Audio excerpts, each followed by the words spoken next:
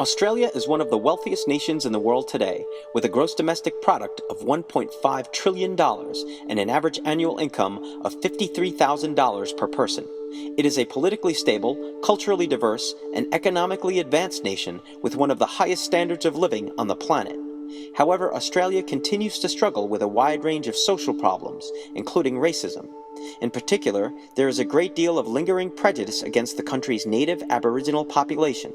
Indigenous Australians have dealt with a long history of extreme oppression and discrimination, including large-scale massacres, land confiscations, racial segregation, and attempts at cultural eradication. Today, Australia's Aboriginals are disproportionately affected by poverty, alcoholism, suicide, and incarceration. The health and educational services available to Aboriginal Australians are generally inferior to those offered to other Australians.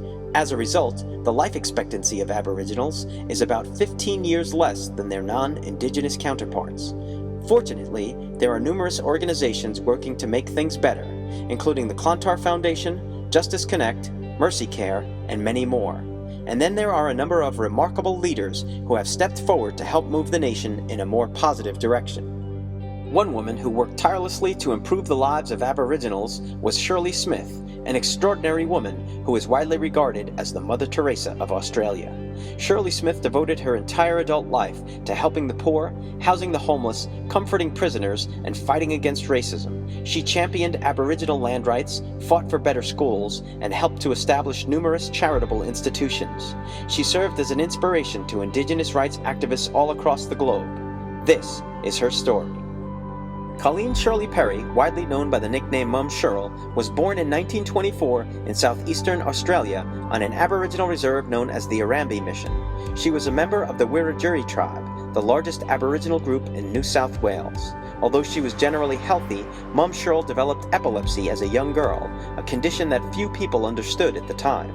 As a result, local schools refused to admit her, and she was forced to learn at home. While she never learned to read or write, Mum Shirl could speak 16 different Aboriginal languages before the age of 10 and had a nearly photographic memory. In 1935, when she was just 11 years old, her parents moved to Sydney, the capital of New South Wales and the most populous city in all of Australia.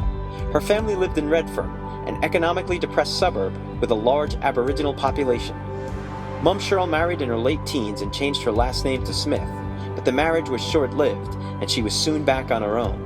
While in Sydney, her brother Laurie was arrested for theft and sent to Long Bay Prison, an event that became a turning point in Mum Shirl's life. As a loving sister, she visited her brother in prison as often as she could. And while she visited him, she would often talk to other prisoners too, offering whatever assistance she could provide. It was through her visits to the prison that she earned the nickname Mum Shirl, because she would pretend to be the mother of the inmates in order to gain access to see them.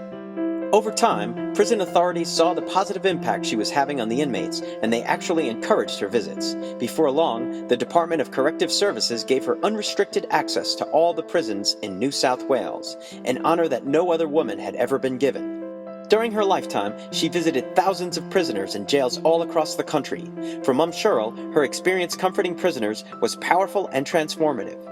For the first time in her life, she began to realize what a profound and positive difference she could make in people's lives. It sparked in her a powerful desire to help as many needy people as she could, and for the rest of her life, she would seek out society's outcasts and try to raise them up and give them comfort.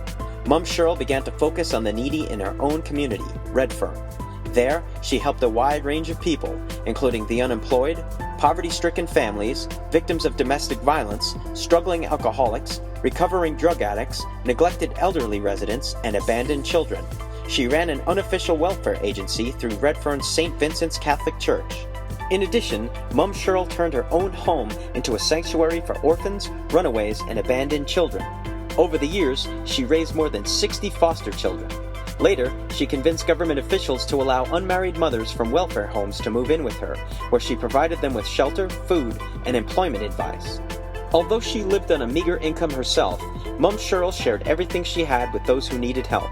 As her good friend Roberta Sykes once said, "She will be remembered for her enormous compassion and generosity of spirit. She never had a penny, but no one was ever turned away." In time, Mum Shirl became one of the most important pillars of the Redfern community. She learned the broader needs of the local people and looked for ways to do the most good for the entire neighborhood. In 1971, she helped to establish the Aboriginal Medical Service in Redfern, the first community-controlled medical center for Aboriginals in all of Australia. To this day, the center provides medical and dental services for local people, as well as recovery programs for alcoholics and drug addicts. Mum Shirl went on to establish a wide range of institutions to assist local people, including the Aboriginal Legal Service, the Foundation for Aboriginal Affairs, the Aboriginal Black Theatre, and various detoxification centers. As journalist David Halpern wrote, Mum Shirl gradually created an unofficial Australia-wide network of social welfare before the Department of Aboriginal Affairs had ever been thought of. In the 1960s, Mum Shirl became part of the Australian civil rights movement, fighting the nation's racist segregation policies and pushing for greater racial justice, both locally and nationwide. She was especially vocal in the fight for Aboriginal land rights, a movement that fought for the return of tribal lands to Indigenous Australians. While their successes were limited, they did win some important victories. For all of her accomplishments and good works, however, Mum Shirl remained humble and unassuming throughout her life. My reward comes when I help a person in jail or a young unmarried mother, or someone who has nowhere to sleep, she said. In 1984, at the age of 60, Mum Shirl announced that she was retiring from community work as a result of her poor health. She felt it was time to turn the reins over to younger, healthier activists who had new ideas and fresher approaches to Aboriginal issues. However, even in retirement, Mum Shirl couldn't quite resist helping the needy. After a short retreat from community work, she was soon visiting prisoners again, helping abandoned children, and delivering lectures at schools around the country. As Australian political leader Andrew Reeshawsh once said, Mum Shirl's enormous compassion and her endless generosity towards all people in need were without equal. Eventually, her health problems took their toll, however. In April 1998, after more than 50 years of service, Mum Shirl died of a long-standing illness at the age of 73. Her loss was mourned nationwide by Australians of all backgrounds, from Sydney to Perth, and her contributions were praised by officials all throughout the world. Today, her memory lives on, especially in the lives of the thousands of people that she helped along the way. And as a role model, Mum Shirl continues to inspire individuals around the globe who want to serve their community and improve the lives of others.